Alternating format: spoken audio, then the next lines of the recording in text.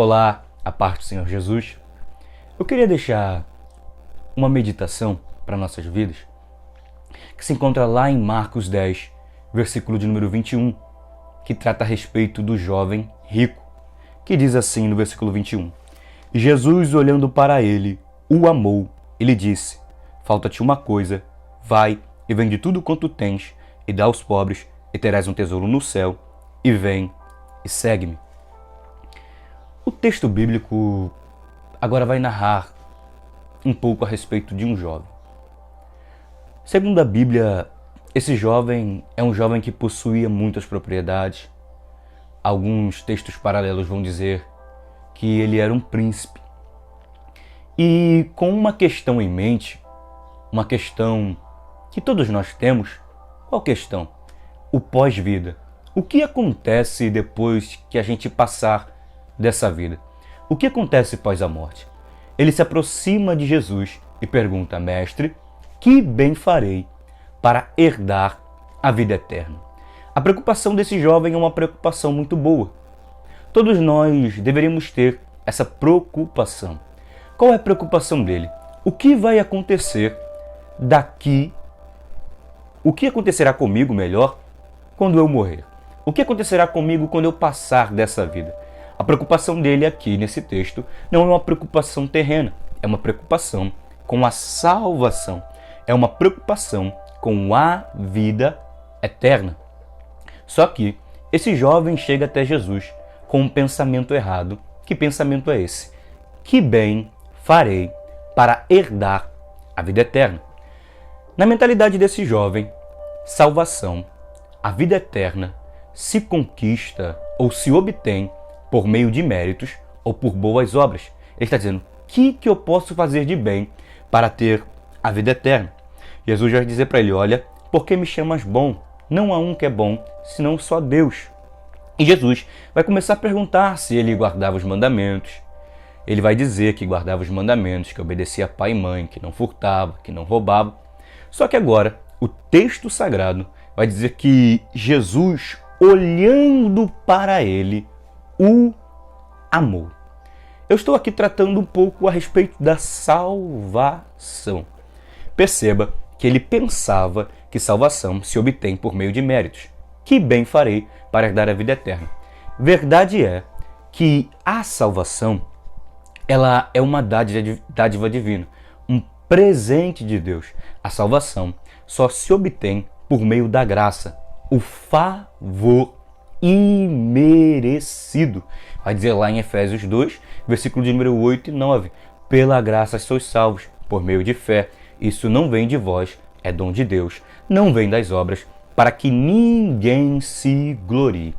Esse texto me chama muita atenção, porque o texto diz que Jesus, olhando para ele, o amou. Então, a primeiro ponto, eu percebo que Jesus olhou para ele com um olhar de amor. Isso é uma realidade.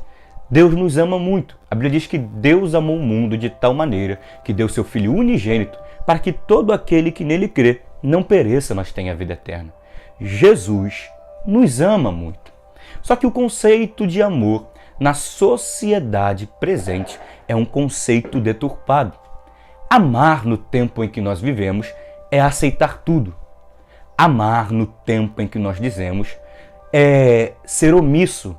Amar é não dizer a verdade. Nós temos o pensamento em nossa mente de que quem nos ama não vai nos corrigir. As pessoas dizem que Jesus é amor. De fato, Jesus é amor. Só que esse pensamento na cabeça de muitas pessoas tem gerado um evangelho falso. Que evangelho? Jesus é amor e não importa a forma que eu viva. Jesus é amor. Não importa o que tu faça. Jesus é amor. Não tem problema pecar. Jesus é amor. Não tem problema mentir, não tem problema roubar, não tem problema furtar, não tem problema adulterar, não tem problema nenhum tipo de pecado, porque Jesus é amor. Na sociedade em que nós vivemos, dizem: Jesus é amor. Ele te aceita como você é, do jeito que você vai para o céu. Jesus é amor. Olha para esse texto. Jesus, olhando para ele, o amou. Mas espera aí, só isso? Não. o amou e disse-lhe: vai, vende tudo quanto tens, dá aos pobres e terás o tesouro no céu. Depois vem e segue-me. Algumas versões chegam a acrescentar: toma tua cruz e siga após mim. Jesus amou o jovem rico, mas disse-lhe que ele precisava mudar. Jesus amou o jovem rico, mas disse que ele precisava largar a avareza. Jesus te ama, mas embora isso te confronte, ele não te aceita do jeito que você é. Ele te recebe do jeito que você se encontra, mas para que você vá morar no céu, para que você viva uma vida com Deus, é necessário conversão, é necessário arrependimento. Perceba que o amor de Jesus está intimamente ligado com a verdade. Jesus amou o jovem rico, mas disse que ele precisava vender tudo o que ele tinha. Jesus amou o jovem rico, mas disse que ele precisava largar a avareza. Jesus te ama, mas a mesma Bíblia que diz que Deus é amor, diz lá em Hebreus 13:14, segui a paz com todos e a santificação, sem a qual ninguém verá a Deus. Romanos 12, versículo de número 2, diz que nós não devemos nos conformar com esse mundo. Tiago 4, versículo de número 4, diz que nós não devemos ser amigos do mundo. A Bíblia sempre está nos exortando à santidade. João Batista pregava arrependimento. Segundo o livro de Mateus, no seu capítulo 4, no seu versículo 17, a primeira pregação de Jesus foi: arrependei-vos. Então, Jesus te ama muito, mas para entrar no céu é preciso haver renúncia. Jesus te ama muito, mas para entrar no céu é preciso abandonar os pecados. Talvez você esteja se perguntando: mas você disse que a salvação é pela graça. Sim, a salvação é pela graça. Mas se você ler também Romanos capítulo de número 6, versículo de número 1, Paulo vai dizer: que diremos, pois? Permaneceremos no pecado para que a graça de Deus seja mais abundante? Ele vai dizer: de modo nenhum. Como permaneceremos no pecado, nós que estamos mortos para ele?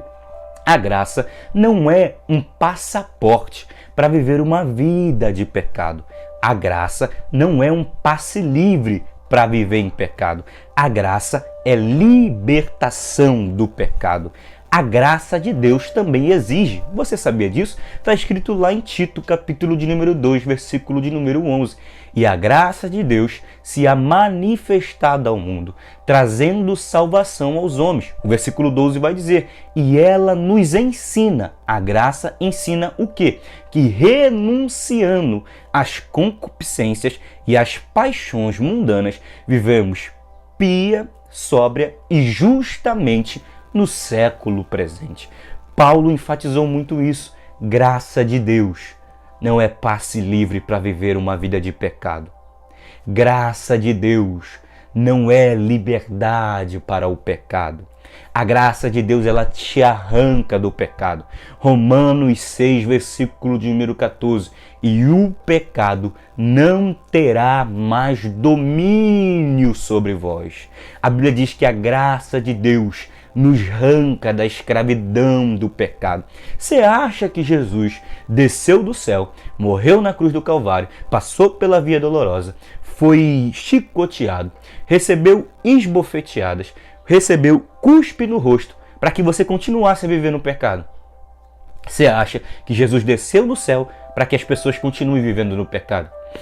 Aí as pessoas pensam: olha, mas aonde abundou o pecado, superabundou a graça. Concordo, aonde abundou o pecado, superabundou a graça. Mas eu quero te fazer uma comparação. Imagine que Jesus, ele nos diz: olha, aqui há um poço muito fundo. No fundo desse poço há lama. No fundo desse poço há sujeira. Não fique perto desse poço, porque se você ficar perto desse poço, você pode escorregar e cair dentro desse poço. De lá, você não conseguirá sair sozinho. Você precisará de alguém para te ajudar a sair de dentro desse poço. Aí a gente desobedece a Cristo. Fica na beira desse poço brincando. Cai dentro da lama. Estamos lá dentro do poço, dentro da lama. Não conseguimos sair por nossos próprios esforços. Precisamos de alguém que nos tire da lama. Você está lá afundado na lama, onde abundou o pecado, superabundou a graça. A graça de Deus alcança os homens no seu pior estado. Aí imagina, você está lá dentro da lama. Você acha que Jesus vai descer no fundo do poço para ficar fazendo cafuné na sua cabeça, deitado na lama, enrolado na lama? Não, ele desce até o fundo do poço para te tirar da lama. Ele não desceu no fundo do poço para ficar fazendo cafuné na sua cabeça. Ele não desceu no fundo do poço para ficar falando: oi meu filho, eu te perdoo, não tem problema você ficar na lama. É lógico que não. Jesus desceu do céu para nos livrar do poder, do pecado e da morte e nos fazer ir ao céu. A graça de Deus não é passaporte para viver no pecado. Jesus te ama muito, mas você precisa largar o pecado. Jesus te ama muito, mas você precisa abandonar a vida do pecado. O amor, hoje em dia, significa não proibir. Quem me ama, fala o que eu gosto de ouvir. Quem me ama, fala o que agrada os meus ouvidos. Quem me ama, fala aquilo que eu quero ouvir. Só que não. Jesus falou aquilo que muitas das vezes as pessoas não gostariam de ouvir. Jesus falou palavras que, se algumas pessoas ouvissem, talvez deixariam elas muito chocadas. Você já leu o que está escrito lá em Apocalipse, o que Jesus falou a uma determinada igreja? A igreja julgava-se ser soberba. Ela dizia: olha, estou rico e de nada tenho falta. Aí sabe o que Jesus vai dizer? Tu não sabe que você é um miserável, desgraçado, pobre, cego e nu. Meu Deus! Palavras de Jesus. Jesus disse aos fariseus: hipócritas, raças de víboras. Jesus falou muito sobre o inferno. Jesus é amor, mas ele também é luz. Deus é amor, mas ele também é fogo consumidor. Deus te ama, mas você precisa se arrepender do pecado. Fique com essa palavra, que essa palavra te confronte, mas não para te ferir. Que essa palavra te confronte, mas não para te matar, e sim para te trazer a vida eterna.